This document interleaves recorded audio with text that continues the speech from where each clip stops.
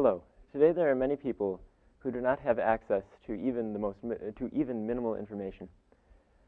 These people are the poorest people in the world, and they are illiterate and can often not learn or often do not have access to the facilities they need to enable themselves. This summer, I am researching a project that will help improve these people's access to information and will hopefully better their lives. My name is David DeVessery, and I will be telling you about the Talking Book Project. I'm working with Professor Peter Chen, and I am from the University of Michigan. I will first tell you about the Talking Book, the people who the Talking Book will help, why current methods of sharing information in third world countries are inadequate, my contribution to the Talking Book Project, and then how the Talking Book solves the problem of inaccessible information for everyone. The Talking Book is a small rural audio computer. It's a handheld device that's used to record and play back information. It's intended for the poorest people in the world. It's used to improve literacy and provide on-demand information to people who need it. The Talking Book will help the poorest people in the world. They're overall illiterate. They often live in small rural farming villages. They have no electricity and no cell phones. Because they're illiterate, they cannot read books and they cannot acquire any new information. It must be brought to them in their small villages. My goal is to provide accessible information for these people, to give a method to get reliable information that does not require them to know how to read. I also hope to make the efforts of non-government organizations to share information with these people more effective and to improve their lives with this better knowledge. The current methods that are used to disseminate information in these developing regions are small trips made by government and non-government organizations. They often send an expert out to a village, and the expert comes to the village and spews out all kinds of information to the people. They tell them information about farming, about how to take care of their children, when to know if their children are sick, what to do if someone becomes pregnant, how to properly handle the pregnancy, and all kinds of information about their daily lives. But this is actually a very ineffective method. It's ineffective due to three primary reasons. The visits are infrequent.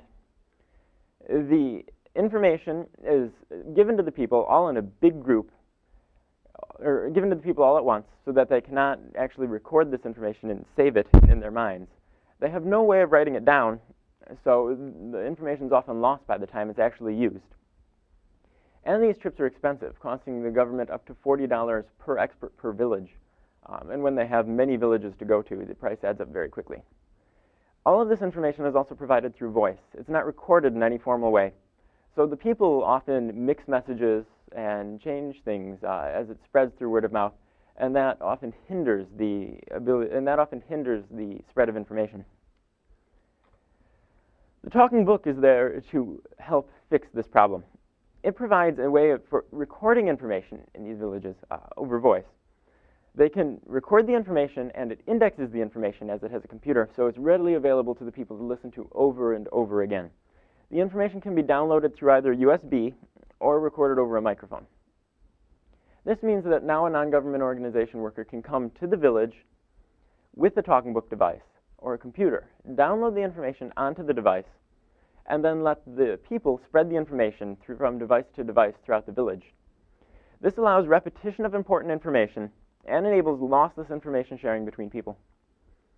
It also provides interactive audio playback. This means that if someone were using the device for, say, learning how to read and they didn't know a word in the book they were reading, then it would allow the person to press a button and define the word that was just read. It can also give interactive quizzes for classroom use. Oftentimes, classrooms in these developing regions are horribly overpopulated, sometimes with over 100 students per instructor. This allows students to receive more personalized attention, even without increasing the ratio of students to teachers. This also helps children with illiterate parents. An important part of learning how to read is being read to. If your parents are illiterate, you're not read to nearly as often as someone with illiterate parents. In order to break this cycle, the Talking Book reads to the child, which helps them learn how to read. This also allows information to be received from outside sources without an expensive travel. If only one person inside of the village has a cell phone, they can download information from the cell phone directly to the talking book device. The data may then be shared through a device-to-device transfer with the rest of the village. And it allows everyone to receive information, even without or when they need it, not when the government has time to send it to them. My contribution to this project is to design the second generation of a device. The second generation is a quarter of the cost and provides a greater information accessibility to the people. It adds in a functionality of an FM radio. With the FM radio, they can download content even without a cell phone off of radio channels. It has a wireless device-to-device transfer, so they save the cost of adding a USB chip to the device, and it enhances the cell-to-device transfer, allowing more than just voice information to be sent over a cell phone. What does this mean to the people that are working on it, or to the people in the countries? This means that the device is now more affordable. We have cut out many chips and cut out a lot of the peripherals that were not being used, and now the device costs almost as much as an FM radio. It runs around 2 weeks on AA batteries, as opposed to the current version of the device, which runs for only 1 week on 2D batteries. This makes it much cheaper to run over time, which is the dominating cost of the device. So since the device costs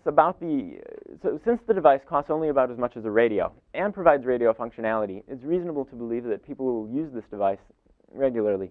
It also allows for on-demand information gathering. People can set the device, since it has a small processor inside of it, to record data off the radio whenever they want. This means that they can record information about being pregnant when someone becomes pregnant. They can record information about health care when someone requires health care. They can record any information they want as they need it. It's not all sent to them in one big batch update, and it's recorded permanently so they can retain this information. This provides a new level of information accessibility to people in developing regions, a level that they haven't seen before, and should be a great improvement on their lives.